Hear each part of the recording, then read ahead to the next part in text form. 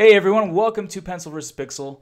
I'm Caesar, and I have the pleasure of being joined today by Jason Zimdars, designer at 37 Signals. Hey Jason. Hey, how's it going, Caesar? It's going great. Thank you Good. for being on the show. You bet. So Jason is a designer at 37 Signals and has helped build and improve products that we already know, like, and trust. We'll get more into the products of the products that Jason has helped improve and build. But Jason, before we continue, pencil or pixel? Um, I'm gonna go pencil. I uh, Ah, I was always one of those kids that could draw growing up, and that was my thing. I drew cartoons for the school newspaper, and I drew in class all day long, and that's really my roots. And getting into what I do today, it was a journey of going into what at the time we call commercial art. And that was where the artists that wanted to make a living went. So my love was pixel and being an artist, but I was, taught that I had to make a living. So I went into this commercial side. very cool. Love it. So for the folks listening or watching out there, tell us a little bit more about yourself, what you do, and what's your story? So I'm a designer at 37 Signals. That means a lot of things. Right now, my focus is on Basecamp. So last year, I was kind of put into the role of leading the ship for Basecamp. So it's our biggest product. It's the one that most of your listeners have probably heard of, and if not use. And my job is to figure out what features to do, the direction of the product. Uh, do some design, manage some projects, get features shipped and built. It's a role of many hats, I guess. How did you sort of get into this position? So again, I talked about starting with kind of commercial art. So I went to a visual communications program in college. Where I learned more traditional graphic design. I learned about printing, I learned about typography and color and layout and things like that. But I always was into computers, and I was in college in the late '90s, so that's when the web was kind of breaking. So I was really into that, and there weren't any classes to take on it at the time, so I'd work little web projects into other things. Like I remember I had a traditional studio painting class, and I painted like a still life of my hand, but I painted different positions like cells of a animation, and then I animated with Flash in the web browser, and I snuck that in as a Nice. painting project. So I was always into the web, and that's where my interest was. So I started professionally. I started doing interactive media like CD-ROM type stuff in those days, and moved into web design, and now more web applications. Very cool. So we're going to talk a little bit about how what attracted you to 37 Signals. But what I really like that one of the things I like that you've done was you you didn't submit a resume, right? You sort of attracted the company in a different way. And well, talk to us about how you did that and what it is that I'm talking about. So what you're talking about is my application for the open designer position at 37 Signals. This was, almost 5 years ago. Or actually, it was longer than that because I've been there that long, and I didn't get hired instantly.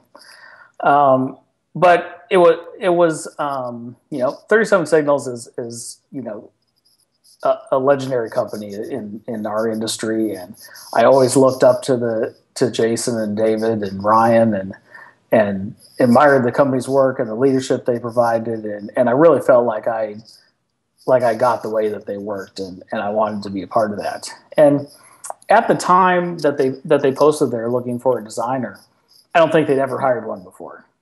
The company was much smaller at that time, and they'd hired programmers here and there, but Jason and Ryan did all the design and had up to that point. So they were looking to add like the third designer.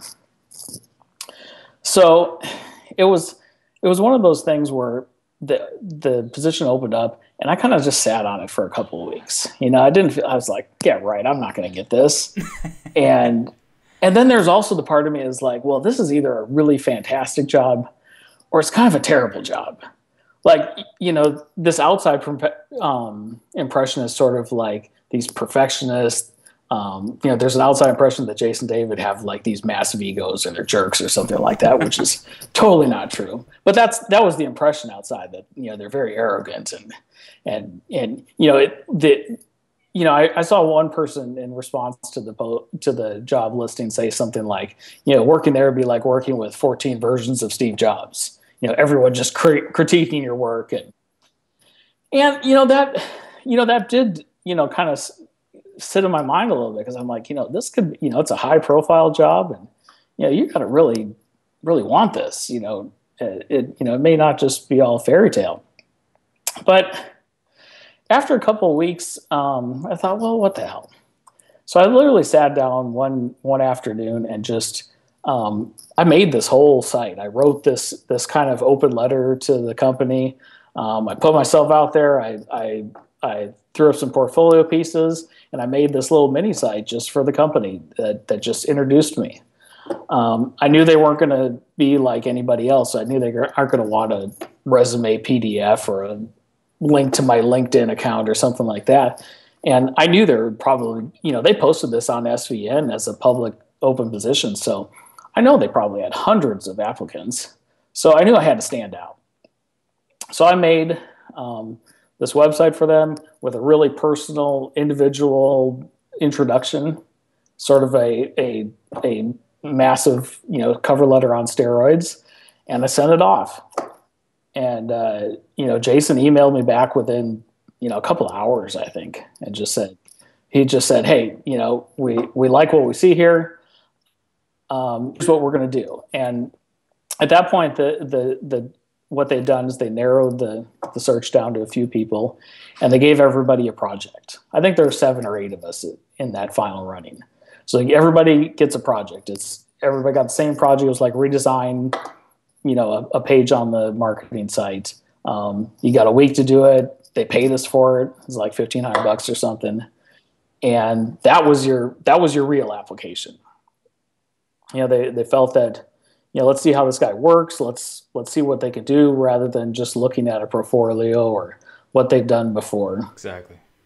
So it was, that was kind of the start of it. And I don't know how deep you want to get into that. I can go keep through going, the whole hire process if you're interested. I'm fascinated with this. The interesting part of the story is that, so I reached the point where I got to this sort of finalist category where I did these designs, and then I didn't get the job. Whoa. So I don't know if you guys know Jamie. He was hired a year before me. He came over from Crate and Barrel, and he was hired to be a marketing designer, work on the marketing websites, work on sort of the external face, the not application side of 37 Signals. So it was kind of a failure on my part, and it was tough because I got close and I was like, man, this is the job I really want. And after dealing with them a little bit, I really wanted it, and it kind of ruined me for a little bit for the job that I had, because I was like, well, man, I don't know, what do I do now? I kind of went all in, and then I was like, crap, now what? So I just kind of stayed in touch. I kind of kept up with them. One thing that I had done is David mentioned that they were looking for someone to contribute design to one of the Ruby on Rails websites. It was the Rails guide site, which is documentation and how-tos for Ruby on Rails. So I volunteered to do that.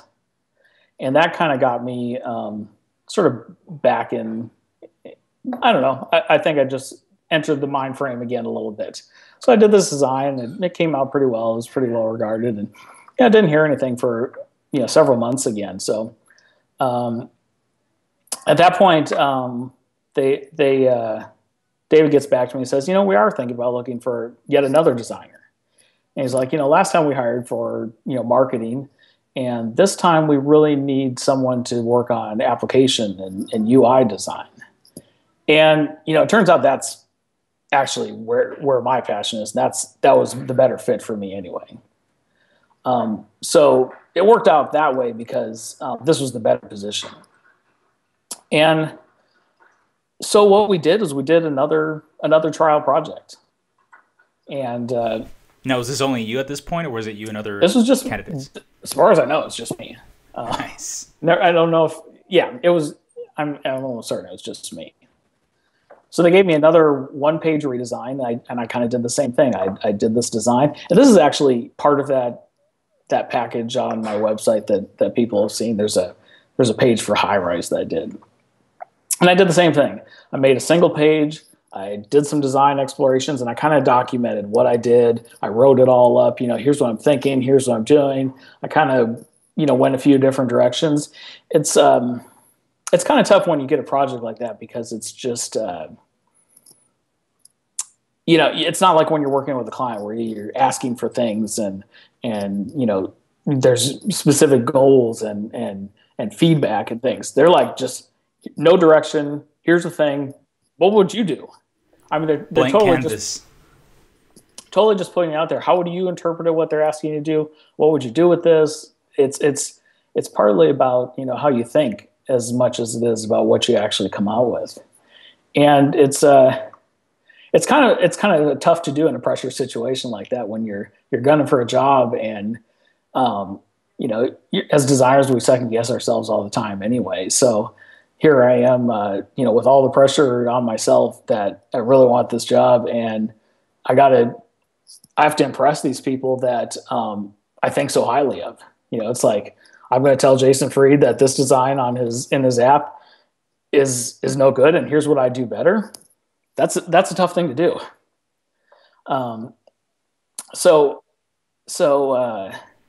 Now, did you find yourself spending a lot of many hours trying to get the best possible design until the time it was due, or?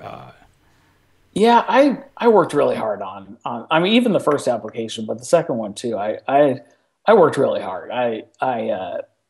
It was something I really tried hard on, and something I really felt strongly about. So I had another job at the time, but I worked in the evenings. I worked on the weekends, and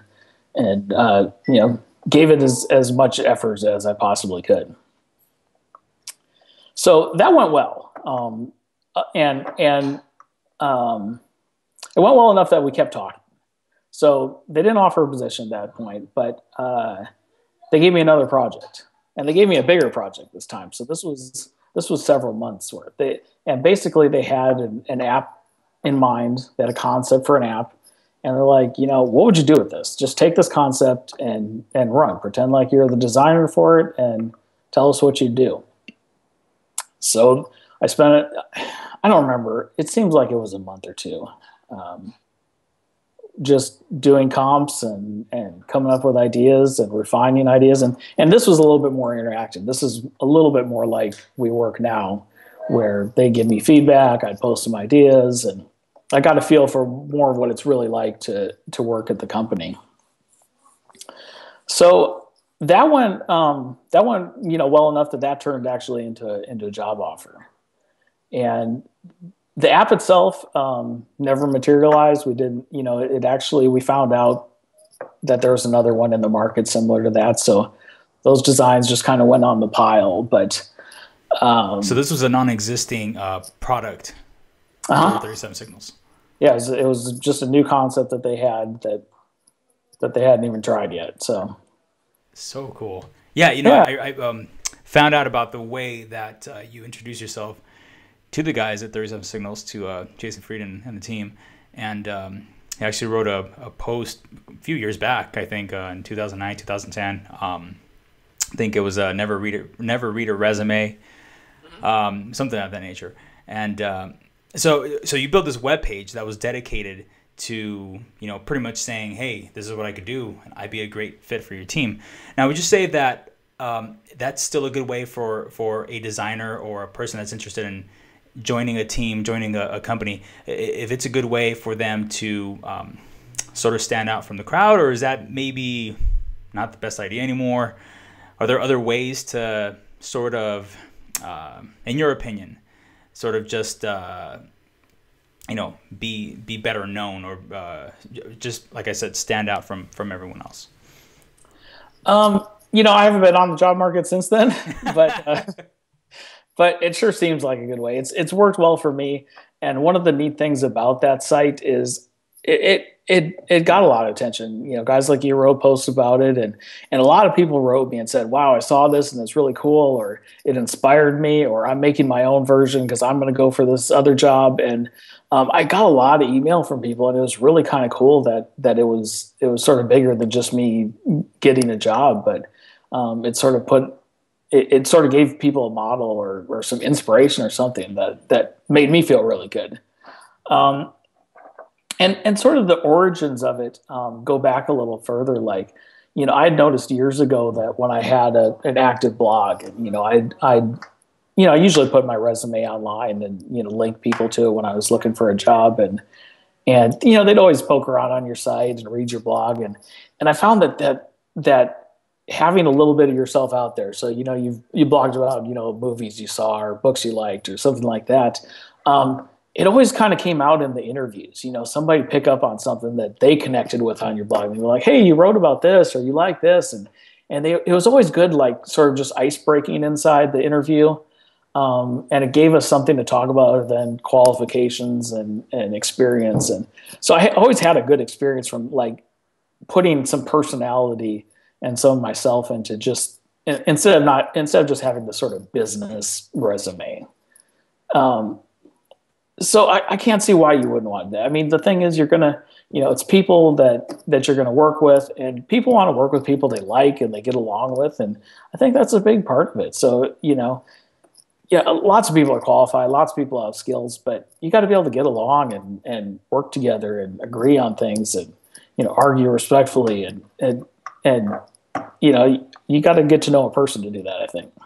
You're just saying right now that you were thinking, well, maybe it isn't that great to work in that company because maybe they're just like, Steve Jobs and times 10 or whatever, yeah. So it turns out that yeah, we argue, yeah, we debate stuff. Sometimes we debate stuff, to a very high degree, and get into things. But I've never been in a company where arguments are handled more respectfully, and people with very, very different opinions on things that both feel strongly about it can keep a cool head and discuss things, and they're okay if they lose the argument. They're okay if someone else just feels more strongly, and to defer to the person with the passion. I said before that, there's this impression of, Jason David being these arrogant know-it-alls, but they're really some of the nicest, most reasonable people I've ever worked with. And, I know the first year or so I worked there, I kept pinching myself going like, is this for real? Did they really just, argue like heatedly like that? And then just, it's all cool. Like, it was every bit as good as I expected. Very cool. Now, remote working. I'm going to start talking about remote working. It seems to be a topic that keeps popping up in the show. I read the book Remote by Jason and David. I still don't know how to say his last name. DHH. There you go. But which you were mentioned in, by the way. I noticed. Yep. You happen to be a remote worker. You're in Oklahoma City or in the area. Yep. Talk to us about the good side, the good things, and the not so good things about remote working. I'm sure I could imagine there are way more good things involved in remote working, but I mean, maybe there aren't. Can you talk to us a little bit more about that? Sure. So the book does a good job of covering like the pros and cons from a lot of different people at the company, and I think you'll hear a lot more cons from other people than me. I'm very well suited to working remotely.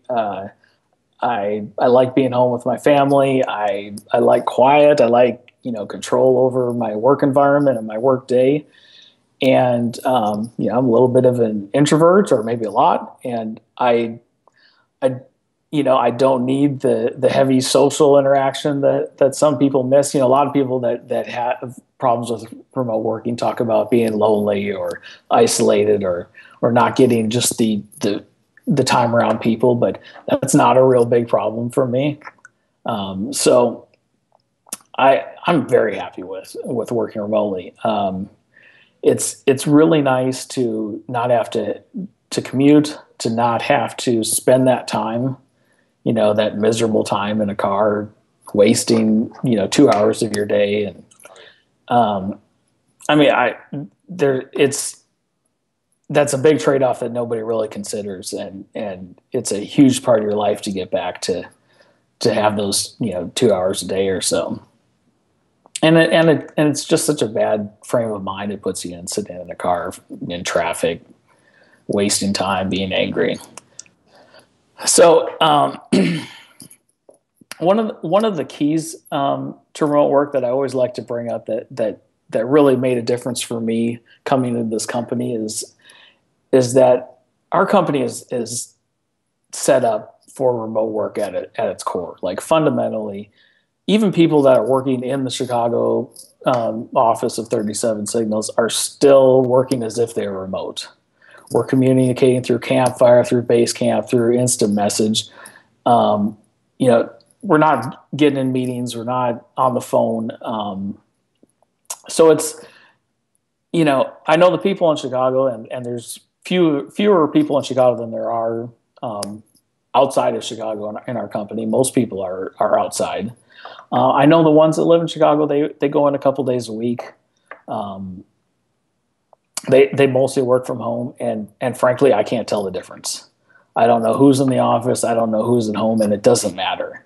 And that's really the key. A lot of companies that try remote work, the remote workers are second-class citizens, and they're missing meetings, and they don't get the full story, and they don't get announcements, and they're just kind of out on an island. But for us, everybody's remote, even if they're not. How do you feel about meetings? Nobody likes meetings, yeah, right? I mean, we have our share of meetings like anybody else. It's a myth that we have no meetings, but we're real careful about them. We have them when we need to. We don't have I can't think of any standing meetings anywhere in any group in the company. It's all about we have a meeting when we need a little more bandwidth to talk about something. Sometimes text and Basecamp isn't enough, and sometimes you need high bandwidth of voice or video and getting people in a room together. But do you guys have them pretty often, or is it sort of like a once a month thing? I mean, so we have, as a company, twice a year we bring everybody into Chicago.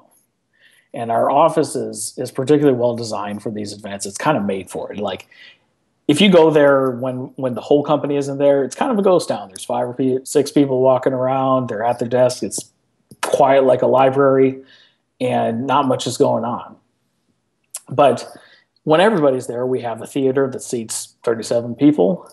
We have a huge kitchen area that seats 30-ish people. There's seating. There's space to congregate.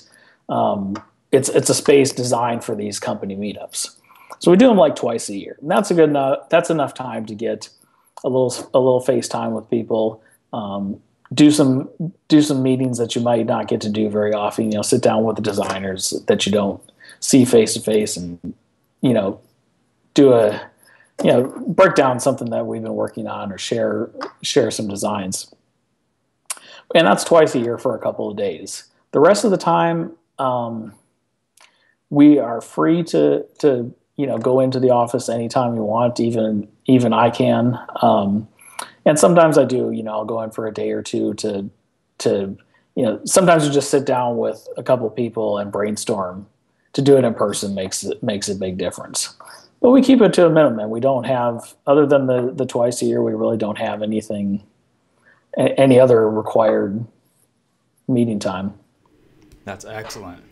and you guys still get everything done. You know, I mean, you have your systems in place, and things are still. I mean, everyone already has their job to do, which is great. Yeah, we get more done because we're spending time actually working. Absolutely, absolutely. So, Jason, let me ask you this: how many Jasons in the company at this point? It's just two. We had a guy on customer support that was Jason, so we did have three for a short time. Awesome.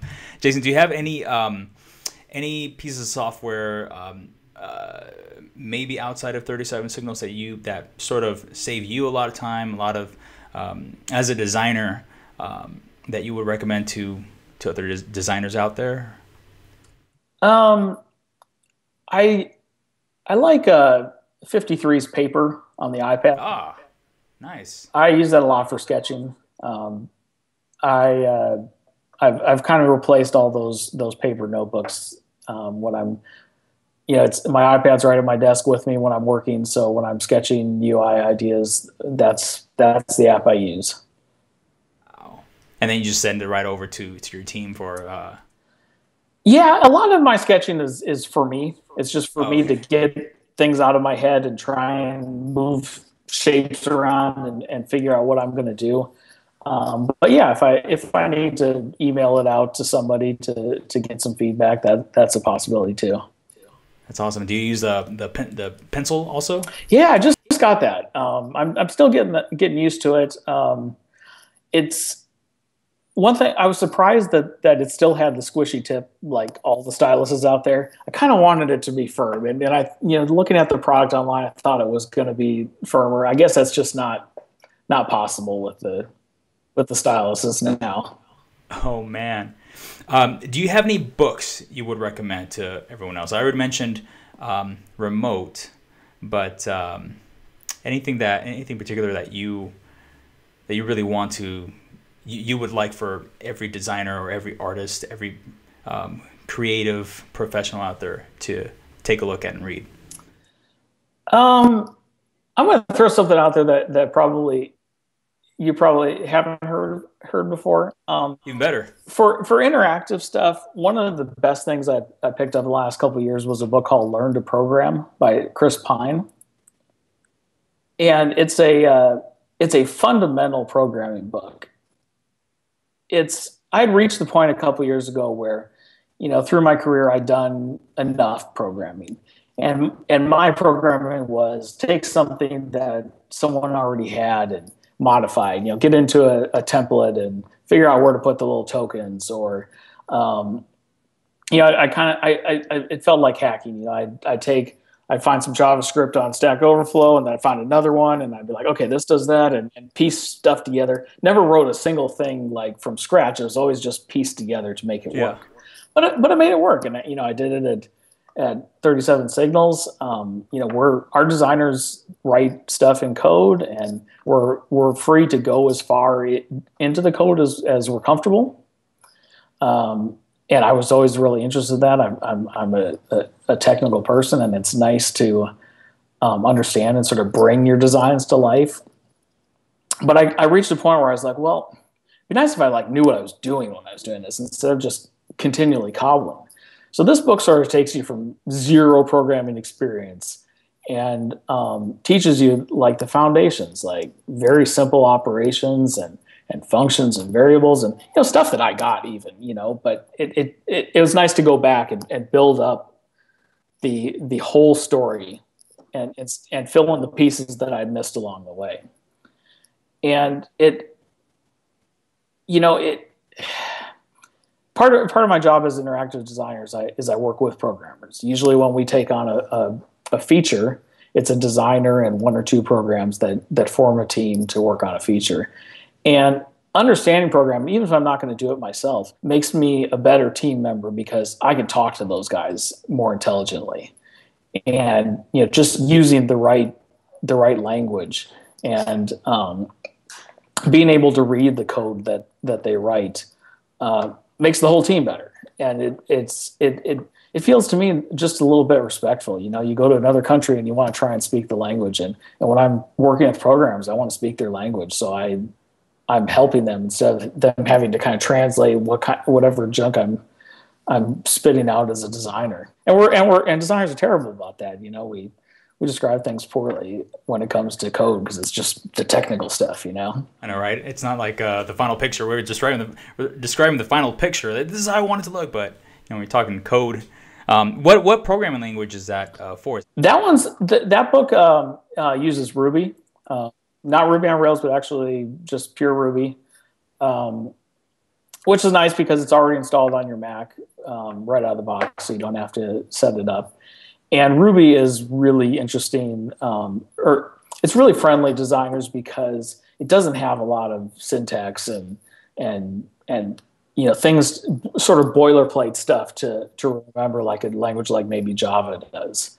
It's very pure. You know, things are written, you know, in sentence-like structures. So as a learning language, it's fantastic.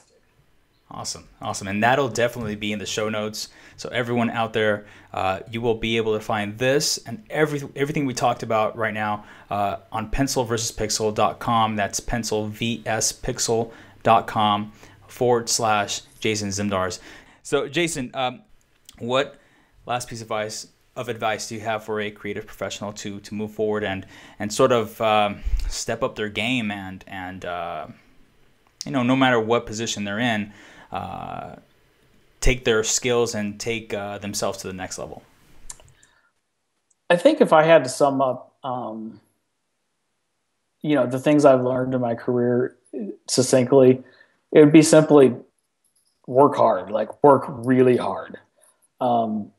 There's, you know, I sound like an old guy when I talk about maybe the generation coming up, you know, not wanting to work, and maybe everybody feels that way. But you see it, you know, you're hiring and you see people that want things handed to them and you know, they're afraid to just do the work and go get it. And, you know, we talked about my sort of story of going in and going for the 37 Signals job and, you know, making that resume website and that sort of cover letter introduction. That was pure effort. I out efforted other people that were going for that job who just, you know, threw them a PDF with their you know, resume on it. And I think there's just a lot to be said for trying hard and working harder than other people and you know, figuring stuff out and not giving up and not being dissuaded because you don't know how to do something or you don't think you can learn it. There's just you know, I don't think anything can stand in the way of just freaking working hard. Very cool. Very cool. That's straight to the point. So everyone just work your ass off, work hard.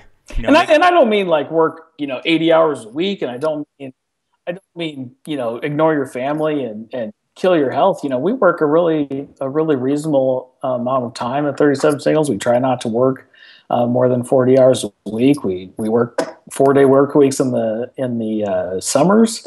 It's not about working a lot. It's just about trying hard and freaking knocking shit out, you know? Definitely. That's really great advice. Well, Jason, thank you so much for being on the show today.